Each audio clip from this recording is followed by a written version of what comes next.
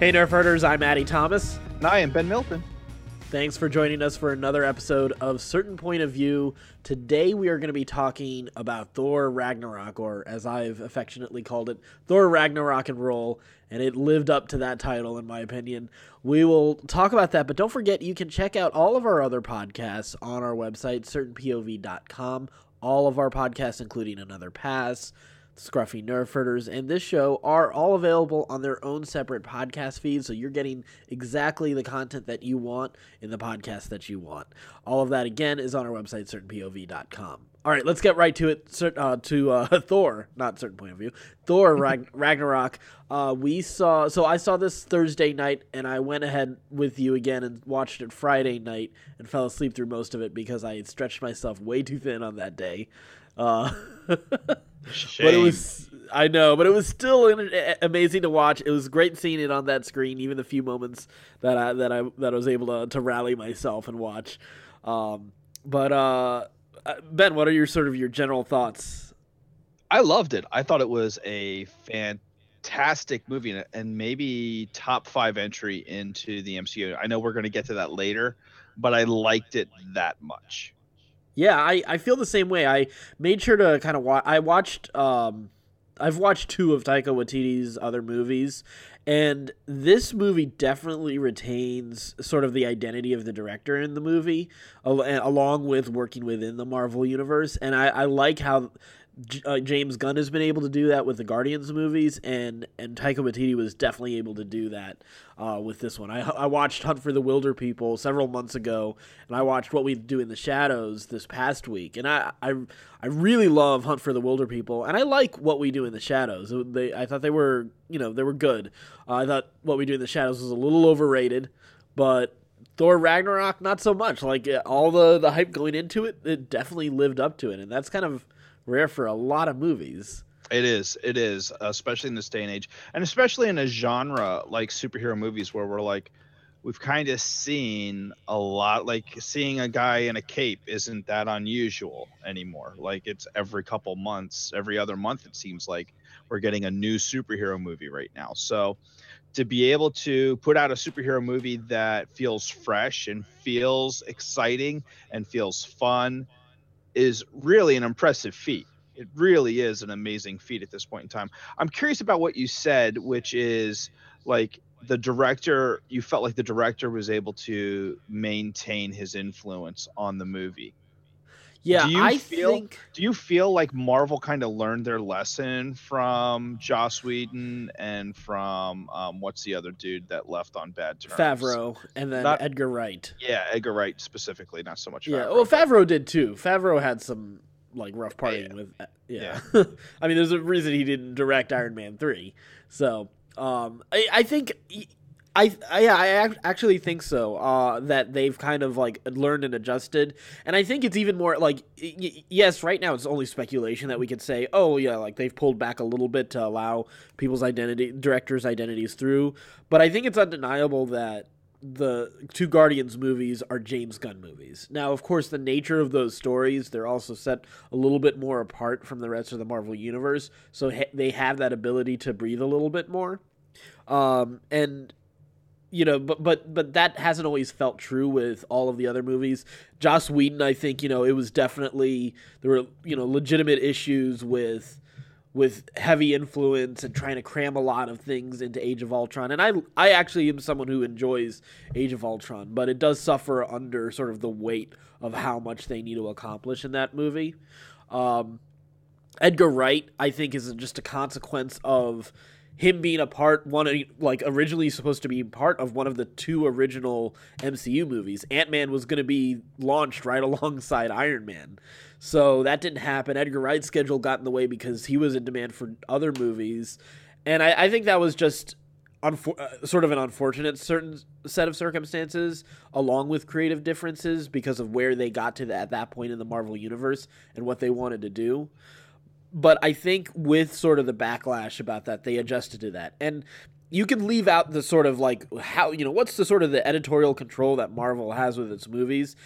They clearly have been they've been very outspoken on they've learned their lessons from Thor 1 and Thor 2, that they weren't crazy about what happened with those two movies, and that's why they went in such a different direction with Thor 3, embracing sort of more of a comedy with Thor 3, to go a buddy action comedy with this movie, which is totally different from Thor 1 and 2. In fact, it addresses some of my issues with 1 and 2 in sort of its more dramatic, in some of the more dramatic parts of it. I think one thing that's interesting, I've heard a lot of people talk about how funny this movie is, and that some of the emotional weight is lost in it. I actually don't agree, and I don't know if that's because I've seen what Taika Waititi does, with what his, like, he feels sort of, he takes these emotional moments and pokes fun at them, but he feels that's what you need to do to survive through some of the trauma.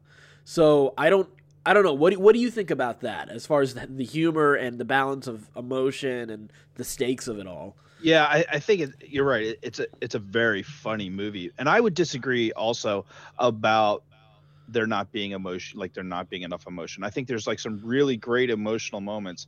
What comes to mind immediately is the dialogue between Loki and Thor on the elevator.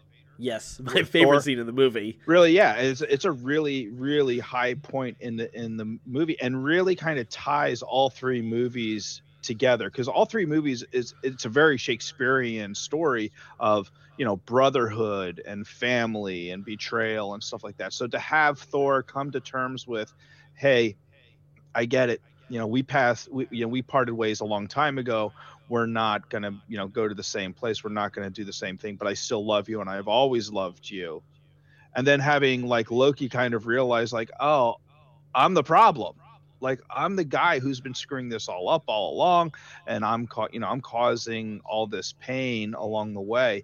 It's a really great moment, and then it's immediately followed up with like this great gag of throwing Loki at the enemy. Like, it's a real, like, you're right. He takes the trauma of what's happening and softens it and wraps it in this amazingly witty humor that makes it really palatable and fun to watch. Like, all these characters are really fun to watch, and I got the feeling like all of these actors were having fun in this movie.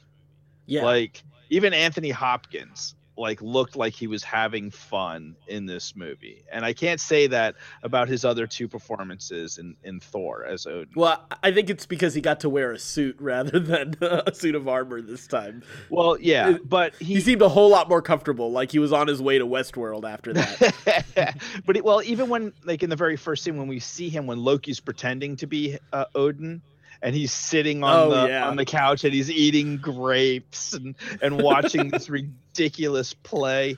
Like, he seems to like really be enjoying himself. Like, he it felt very light, very happy, very fun. Like, the whole movie feels that way, which is great. Like, that was really refreshing for a Thor movie, especially like it was a pretty dark movie overall. Like, spoiler alert, but Asgard gets destroyed. Like, it's like they led with that. It is Ragnarok. Like, yeah, it happens.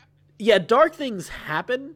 I don't know if I would call it a dark movie though. But I think it's an interesting way, especially with just how serious and divided we are about some really major things in society right now. I think it was such a refreshing departure to take something that is like Ragnarok is the apocalypse, and to take something that is so incredibly serious and world ending and to sort of twist it in a way to talk about, well, you know what?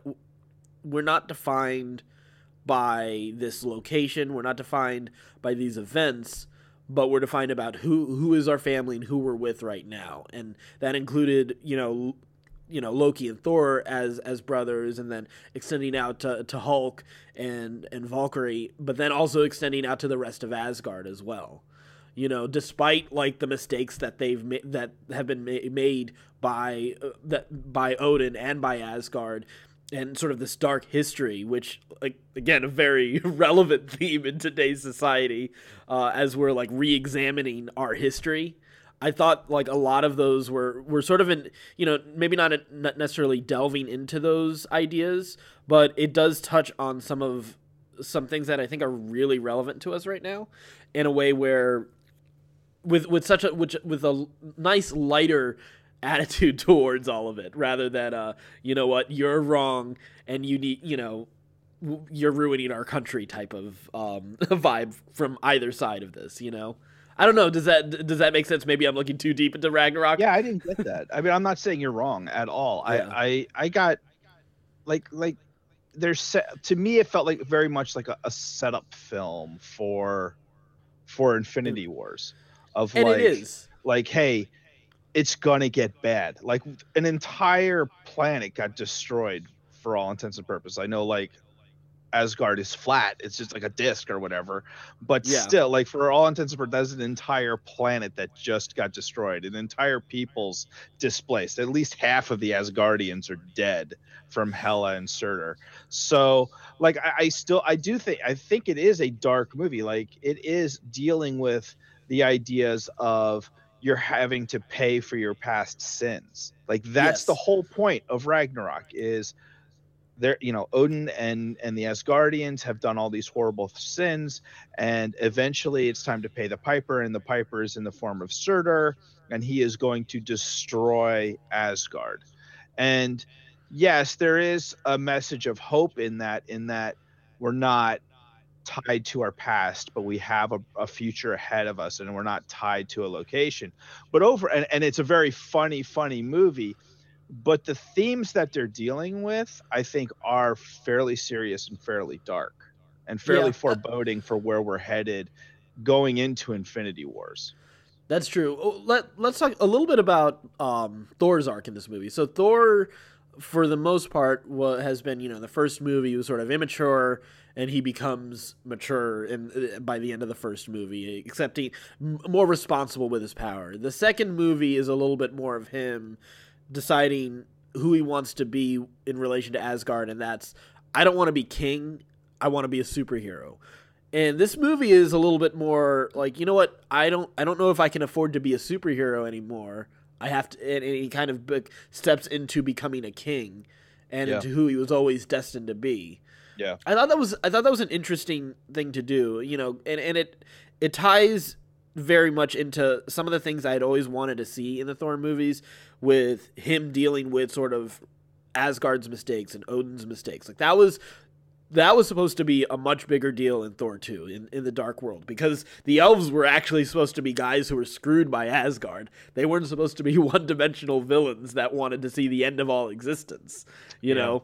Yeah. So it was nice to see sort of Hela unearthing everything, but wanting to be a part of all of that, and Thor, in the context of all of that, maturing in a different way, that not everything could be dealt with in his superhero mindset by smashing it with a hammer, but by figuring out, the typical thing of, let's dig deeper into yourself and find your inner power, but then also his responsibility as a leader and what that means for his family and for his people. Yeah, I completely agree.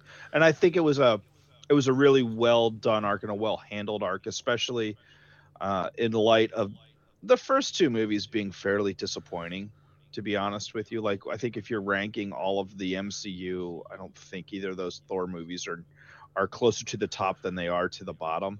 Yeah, I think out of the 17, they definitely are on the back are like half of 16 them. And 17, maybe. Yeah. I know on my ranking, yes, they are both. Yeah. I mean, I liked the first one okay. I didn't like the second one very much. And this fixes a lot of those problems, like you mentioned. And it also takes the character into a new place, which is nice. And again, it's a setup film for Infinity War. Like, we have all the pieces pretty much set. I know we're going to have one more movie. We're going to have Black Panther, but I'm not sure how much. We got one more gem, and Black Panther is going to be that gem.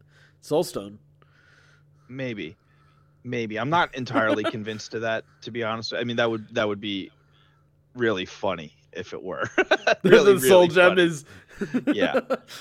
I'm not entirely positive that that's going to happen, but like all the pieces are in place. Like everybody is heading back to Earth, and everybody is, like aware. The Guardians are aware of Thanos and what's going on there, and now Thor and company and all the Asgardians are heading to Earth, and they get intercepted by Thanos. So, spoiler alert.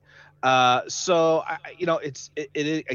a setup movie for Infinity War, and you can see by having Thor take his place as the king and the ruler of Asgard and what's left of the Asgardians, that's going to bring like a different dynamic, a different tension back to Earth with the Avengers and with Tony and Cap, at odds. Like everything is really fractured right now in the superhero universe outside of the Guardians. Everybody is kind of on uneasy terms. So it's going to be really interesting to see how this all plays out in the first Infinity War movie, which is being described as a heist movie with Thanos collecting the gems, which is going to be really, really interesting to kind of see how that all plays out and who has what and where everything is.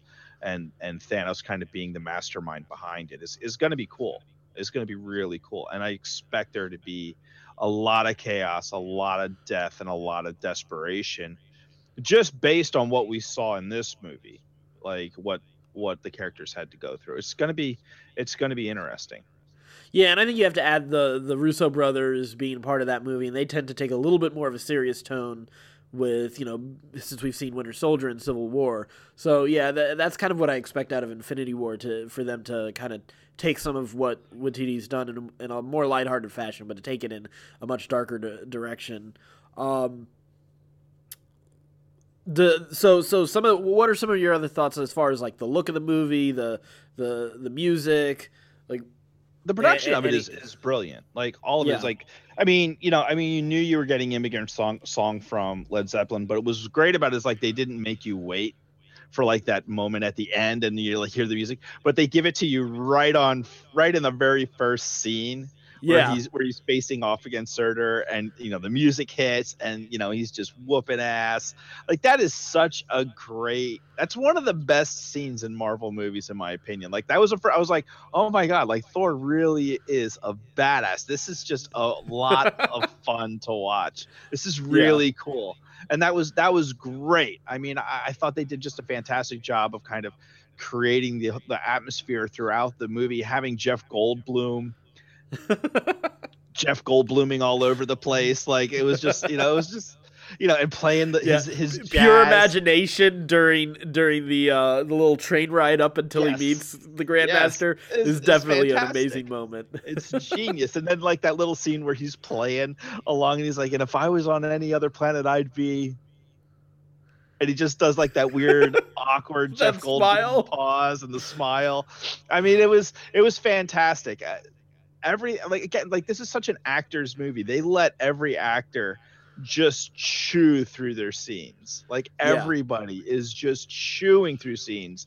Mark Ruffalo, when he's playing Banner, is just chewing scenery left and right, and everybody is just given so much room to just act the hell out of this movie. It just makes it so much fun. It makes it really amazing. Yeah, it was, they kind of, as far as the music is concerned, absolutely. The Immigrant Song was amazing to sort of bookend the movie with both of those action scenes. There are a couple moments design-wise that were a little weird. I was actually talking to John earlier today, and we both there was one scene that just didn't look quite right, like it was clearly shot against green screen. It's when they're in Norway early on, when Odin dies, and they're like looking out into the sea. Yeah, it like the lighting and the look was just off. It was I don't know if it was just the look they were. It couldn't have been just the look that they were going for, but it was a little odd. And I also know that scene was shot against green screen because originally in the trailers they showed that scene happening in the streets of Asgard, and then it ended up happening out in a field. And I remember even reading that they decided, this moment needs to be a little bit more epic and not in Asgard and out in the middle of this field where Odin just passed. but it just didn't look right. It definitely felt like the lighting was off there, and it stood out to me. Yeah, that was one little hang up I had. But the problem is like, these movies are so special effects laden. Like, it's hard for me to be nitpicky about it now. If it's, oh, well, that was the one scene where it was like, it was a little off. Like, okay, like now you just watched Hulk's ass saunder across the screen. You're like, can we just take a moment and just be amazed by that? Like, yeah, but they take care of those kind of things in other scenes, and they make it match and they make it look right in a lot of the other scenes, like the scene you're talking about. It's kind of weird. It looks amazing. It looks amazing. You're talking about. I mean, that's being really nitpicky, in my opinion. I don't know. I think it's important to make that look good. But that being said, I will say the Kirby design, like with the dot and line sort of design on Sakaar, was really good. It was really cool to see that kind of look with Sakaar. It was really cool seeing sort of the we had an unofficial Beta Ray Bill cameo. His face was on the champions whose faces were on the center tower in Sakaar. It was there, so that was pretty cool. Let's see what else did we get in this movie? I mean, there was a lot of nods to a lot of Easter eggs here, and there's a lot of references. You get talk about Age of Ultron, and you get the theme song while that's happening. And there's a lot of, that's one criticism that I do have for this movie, is that it is very dependent upon inside knowledge of the MCU. Like that scene with Doctor Strange, if you haven't seen Doctor Strange or don't know who that character is, that scene makes almost no damn sense. Yeah. Yeah, I think so. I wonder on that one if someone could make sense of that. There is a lot of, Doctor Strange's role, which was cool to see, and I'm glad they didn't make it anything larger than that. It was a great scene, but again, if you didn't have context for that scene and know who that character is, that's a very confusing scene. Yeah, and then of course there's also a lot of those connections you mentioned to Age of Ultron. Like if you didn't know that Thor was trying to use the lullaby that Black Widow did and of course like the comedy of it is still great. It's hilarious, but it doesn't without that context it doesn't make a lot of sense. Right. So that's my biggest criticism of this film, is that it is super dependent. But again, we're 17 movies into an MCU universe, and we're getting close to the end. So you kind of when you're talking we're in the third act of this of the MCU. So you're gonna have to have movies that are dependent on the past. It seems really strange to me that somebody is waiting 16 movies and then on the 17th going, all right, this is where I jump in. I'm going to see what all this superhero stuff is about. Seems really strange to me, but stranger things have happened, I guess. I thought you were trying to make a Doctor Strange pun there, and it didn't quite. Yeah. Nope. I don't have it in me tonight. Yep. Hela, Cate Blanchett. Good God. Again, chewing up scenery. Every scene she's given, it's like she's having the time of her life. I'm not a Cate Blanchett fan. I know people say she's this amazing actress. This is the first time where I really agreed with them, where I was like, she's a lot of fun to watch. This is amazing. Yeah. This is great. I felt I loved her as Hela. I wanted more, and I really hope she's not actually dead, because I want more Hela in the Marvel universe. She's the goddess of death. How do you kill her? Right? Yeah, it feels like they kind of killed her, but it also felt like they killed Loki at the end of Thor 1 when he gets thrown off the bridge. I mean, I feel like, and this has been talked about many times by other podcasts and nerds, but I feel like they're replacing death with Hela, and that's going to be Thanos' driving force, is to impress. I really hope so. I really, really hope so, because I'll be a little disappointed if we don't see her come back. Even if it's after Infinity War, they find some way of continuing that story somehow. Let's say Valkyrie is continuing the story instead of a Chris Hemsworth Thor. But I think it would be. I'd be disappointed if that's a villain that doesn't make a comeback. You know, they've done a great job with Loki, and it seems like Loki's got to reach his end at some point. But I feel like the natural progression for Loki at this point now is to subvert expectations and do the right thing in Infinity War. Yeah, like we've had 3 movies of him kind of like, he's the guy who screws up, he's the guy who does the wrong thing. So now to have him in a crisis moment where it's all on the line to do the right thing would be like the perfect arc for that character. And it does seem weird to me that you would bring in an actress like Cate Blanchett, who's an A-list actress, and just give her one movie to do. Right. Like it seems like some there's been some big name actors who've done some past villains though, right? Not big like Cate Blanchett. I guess you're right. Yeah, I guess none of them are quite. Yeah, you're right. None of them are quite as big as Cate Blanchett. I mean, that's a big name. You know, in as far as actresses go, is like, I mean, you're gonna have her and Glenn Close, and who? Jennifer Aniston. Yeah. Well, it's too. Yeah. Okay. Like it drops off significantly when you start talking about like powerhouse dramatic actresses. You know what I mean? You skip like Helen Mirren. Yeah, but she's like, okay, yeah, but she's wicked old, hot, but wicked old. I mean, it's getting to a point where you're like, I don't know if she has 4 movies in. Right. You know what I mean? So, yeah, it seems like we almost have to see more of her. Yeah. Let's see. So other moments. So any favorite moments, favorite characters. Can we talk a little bit about Planet Hulk? Sure. And the fact that we just saw a Planet Hulk movie. Yeah, or Planet Thor, really, in this one. Yeah, but I mean, it was Planet Hulk. It was kind of. I like the influence. Yeah, I like the influence from Planet Hulk. I'm glad they didn't do Planet Hulk, to be honest. I love Planet Hulk. It's a story that I actually enjoyed in the comics quite a bit. I like it better than World War Hulk. But that story is great in the comics. I like the animated movie I got a chance to see.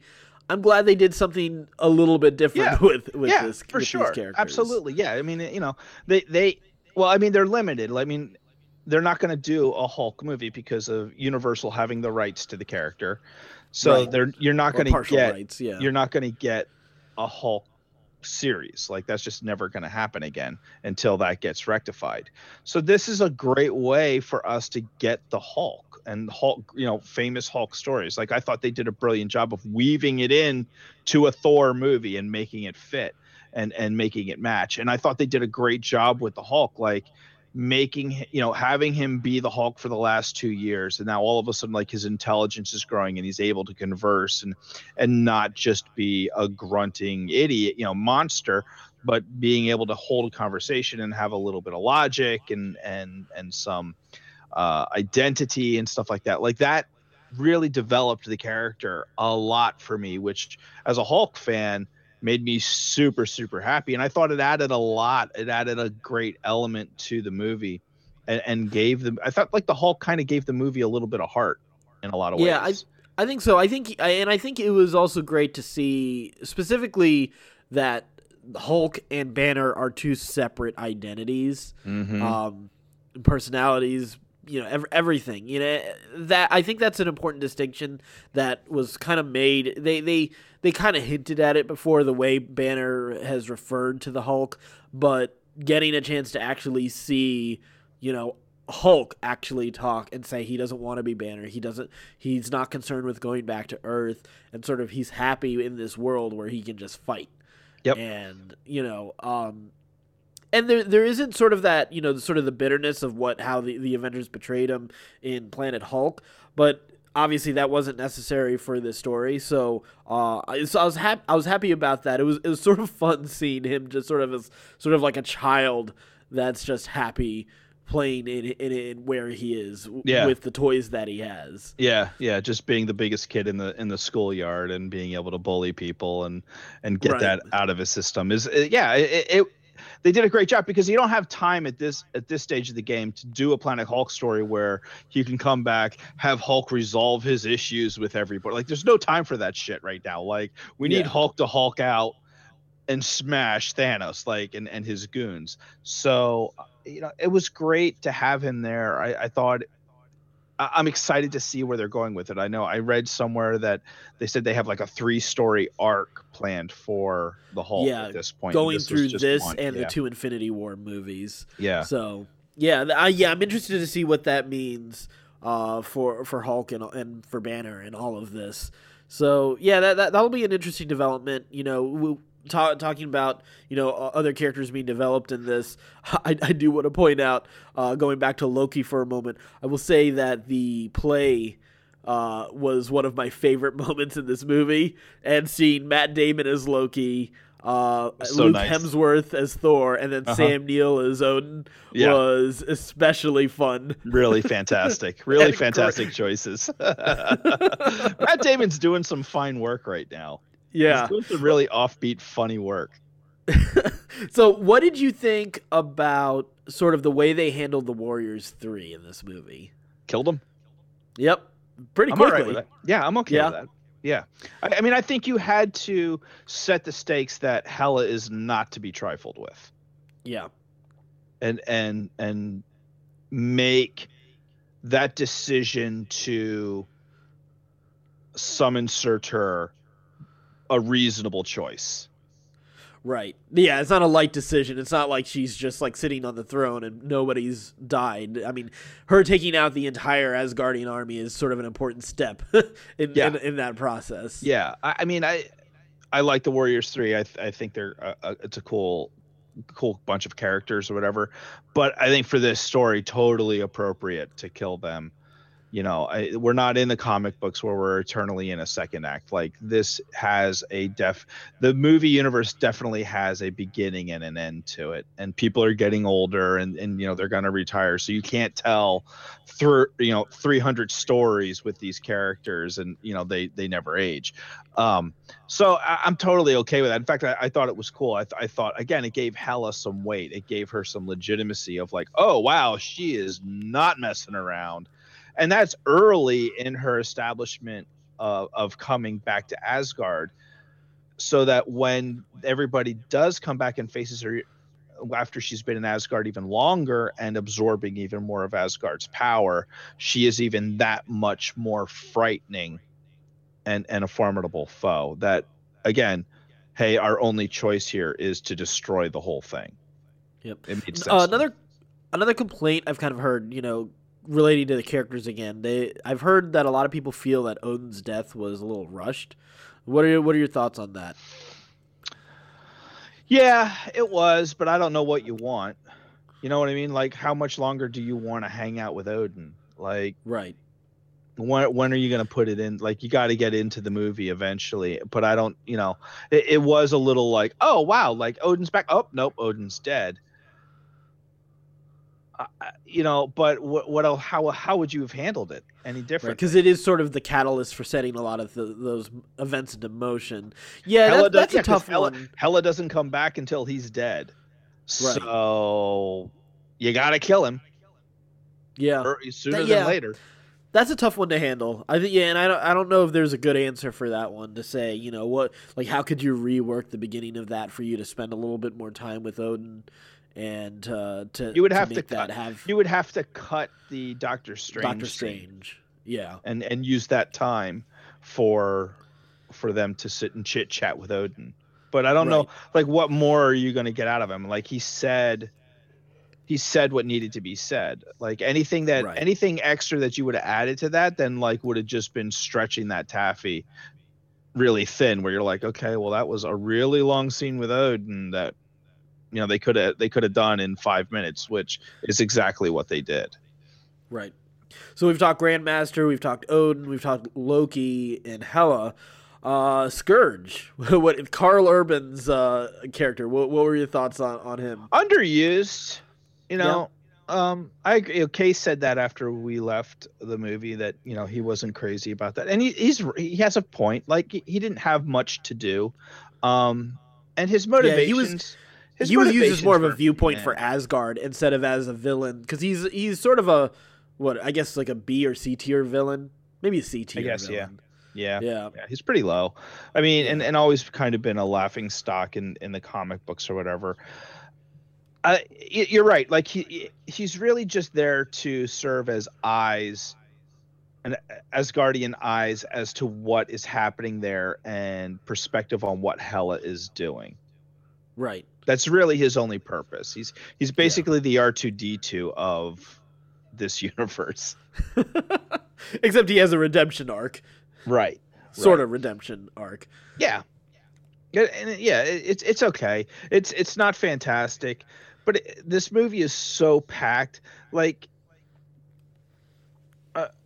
it's a little silly to be like, well, I wanted more Executioner. Like, nobody has said that in the history of anything. So, like, to assume that this character suddenly now is going to be given all this meat, and in a movie that's already packed full of stuff. Like, I don't know, again, unless you want to turn this into a 2-part movie, I don't know what more you're going to do with some of these characters.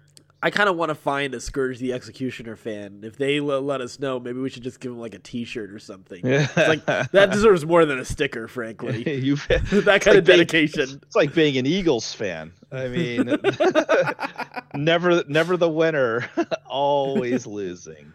And then let's move on to. So my favorite character though in this movie is Korg, our rock monster friend. Just such a fun time. Just a great character to undercut a lot of moments with some of the most memorable lines in this movie, and voiced by the director himself. Yeah. I've been raving about him left and right. I mean, like you were calling for him to be a member of Guardians of the Galaxy, like immediately. You were like, he needs to be in Guardians of the Galaxy right now. And you gotta for number 3. I'm assuming we might lose a couple people in the fight against Thanos. They're gonna need to refill the ranks for sure. So, I imagine Drax is probably not gonna make it through the movie. I would hope not. Yeah, I think he'd be a good replacement for Drax. He would, yeah, he would be. It's basically the same character. Yeah, just with instead of being with a slightly different awareness. Yeah, but it's still an awareness problem. Like it's still like you're not quite plugged into what's happening around you. Kind of an idea. Yeah, kind of. Well, Waititi kind of described him as every Kiwi he ever met, and it was if you watch any of his movies or Flight of the Conchords, he's like, it's that same sort of sense of humor, that sort of very gentle, dry, and thoughtful, and very dry sort of person. Because it isn't even necessarily a social awareness that's off. In fact, he's a little bit more in tune with a lot of the characters. A little too in tuned, if you will. Yeah, it would be a nice juxtaposition after Drax, I guess. Yeah, I wasn't as in love. I thought he was a fine comedic character. You know? Comic relief. Yeah, but I don't know that I need to see him in a major role. Whatever. That's just me. Yeah, that's fair. I was a little surprised we didn't get Rhys Darby in this movie, though. I was too. Yeah, because I did see. I'm surprised he didn't play Doug. Right. Well, maybe that could be our headcanon, is that Doug played by Rhys Darby. It would make a lot of sense. There were some funny nods though. There was and I don't know if you caught it, but the when they're looking through the weapons, when they have the hammer pulled you off moment and all that kind of stuff. Corey has this weapon that's what was it, the wooden weapon with 3 prongs. He said it's perfect for killing 3 vampires in close quarters, which is the plot for What We Do in the Shadows. I thought that was a nice little nod right there. Nice little masturbatory nod. Yeah. Good for him. Yeah, I'll take that. I don't know, man. This movie was great. There's there's a lot of minor complaints, but it really does serve to give a good conclusion to where Thor has been and where he's heading as part of this final act of this sort of phase of this set of the Marvel movies. So, yeah, where would you sort of rank this among the 17 Marvel movies? Right now, and it could just be because it's so fresh in my mind. 2?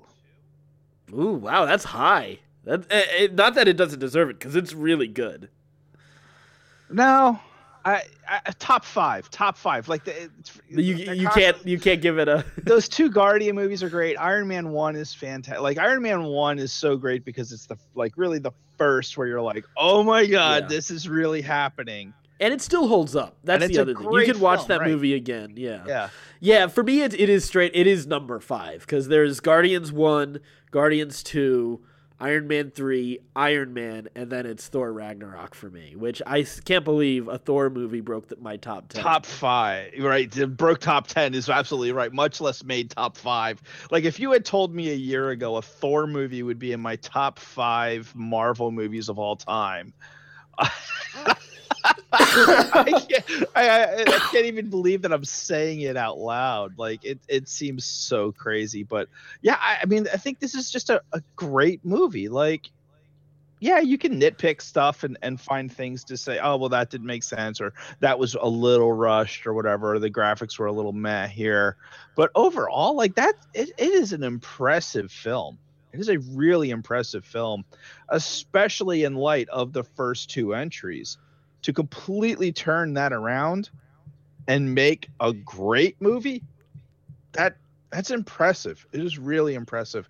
It kind of makes me sad that that's what we got for the first 2 movies, and I wish that like they had gone this route for the first 2 movies. And who knows what those first 2 movies may have been the best Marvel movies ever. You know what I mean? Right. So right. Well, on that note, we'll wrap it up. Let us know what you think of Thor Ragnarok. What are your sort of expectations? Do you think the Soul Stone is going to be in Black Panther? What do you expect to happen in Infinity War out of Thor Ragnarok? Let us know. All of our social media is on our website, certainpov.com. Again, that's certainpov.com. And until next time, stay scruffy, my nerf herders.